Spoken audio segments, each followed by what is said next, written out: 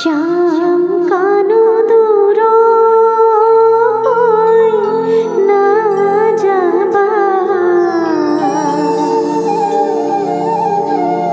সোণৰ বাহি গঢ়াই থৈছো ঘৰতে বজাবা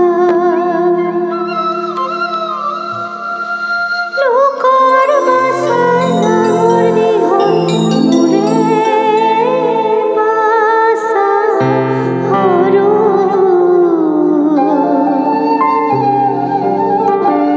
যতে চৰে সিংহ ব্যাঘ্ৰ তাতে চৰাই গৰু শ্যাম কানু দূৰ না যাবা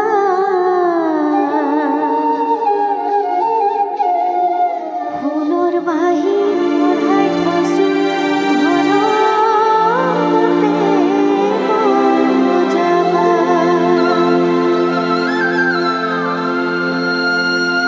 শ্যাম কানু দূৰ না যাবা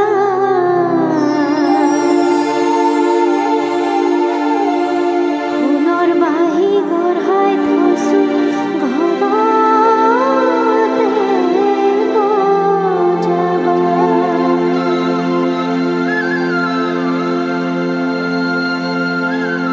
শ্যাম কানু দূৰ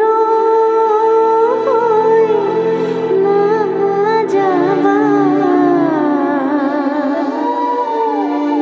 সোণৰ বাহি গঢ়াই থৈছো ঘৰতে বজাবা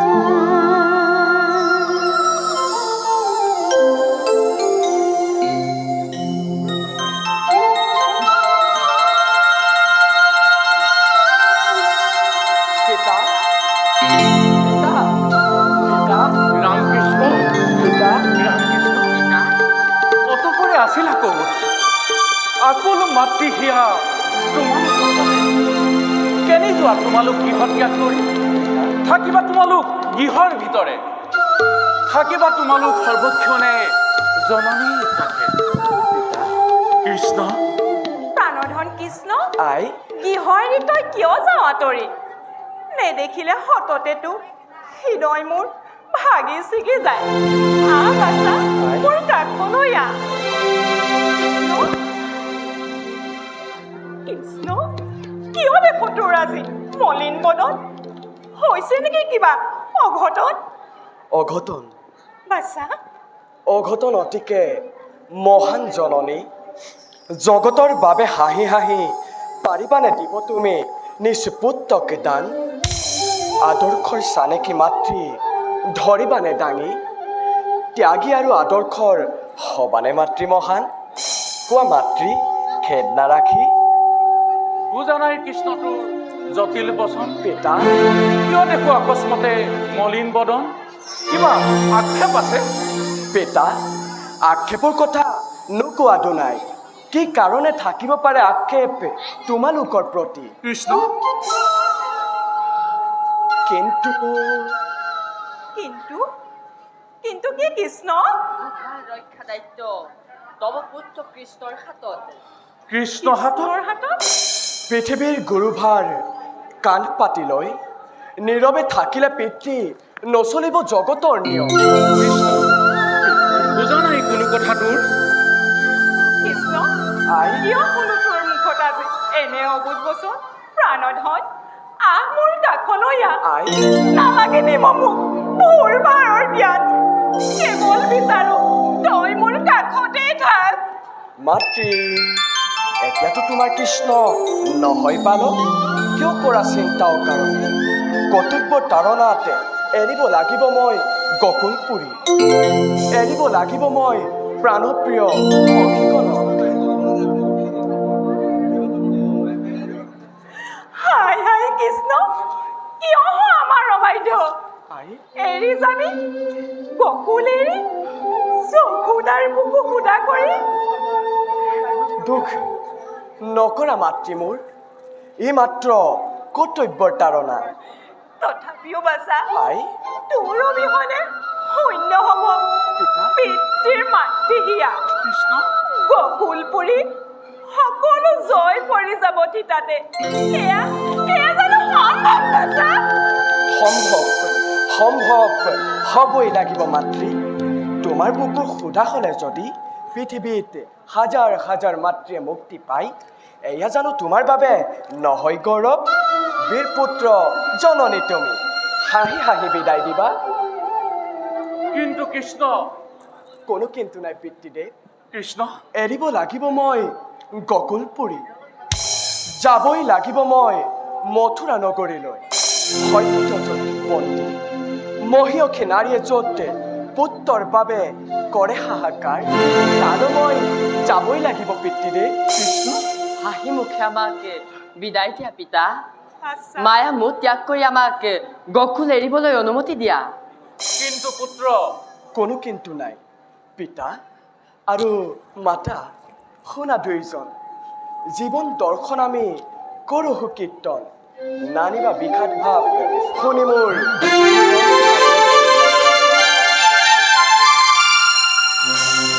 বিষ্ণুৰ অৱতাৰে আমি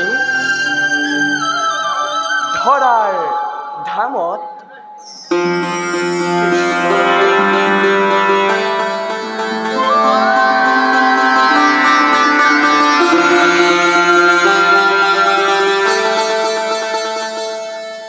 কৃষ্ণৰূপে আছিলোঁ তোমালোকৰ কাষত।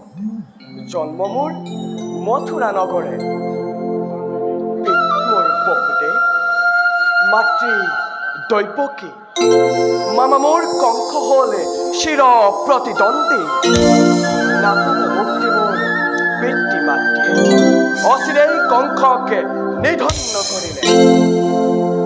নকৰিবা দুখক আমাকো লাগীয়া, সৃষ্টি স্থিতি মাথো আমাৰ এই চালনা। কৃষ্ণয় বাসুদেবায় দৈবকী নন্দনায় চ নন্দ গোপ কুমারায় গোবিন্দায় নমো নমঃ গোবিন্দায় নমো নমঃ গোবিন্দায় নমো নমঃ।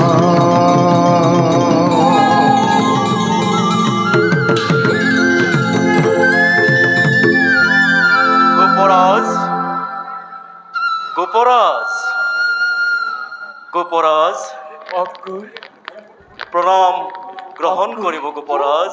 আহা অকুৰ গোপৰাজ অকুৰ অকুৰ গোপৰাজ হঠাৎ কিয় আগমন এই গকুলপুৰে? কিবা বাৰ্তা আছে প্ৰকাশ কৰা, নকৰি সংশয়। গোপৰাজ অকুৰ আছে বাৰ্তা। চতুৰ্দশী তিথিৰ দিনা মথুৰাৰ ৰজা কংসই ধনুৰ্যজ্ঞৰ কৰিছে আয়োজন। ধনুযজ্ঞ হয় গোপৰাজ, আৰু সেই ধনুৰ্যজ্ঞলৈকে আপোনাক জনাইছে নিমন্ত্ৰণ। আৰু গোপৰাজ আপোনাৰ লগতেই নিমন্ত্ৰণ জনাইছে আপোনাৰ দুই পুত্ৰ ৰাম আৰু কৃষ্ণক। ৰাম কৃষ্ণ হয়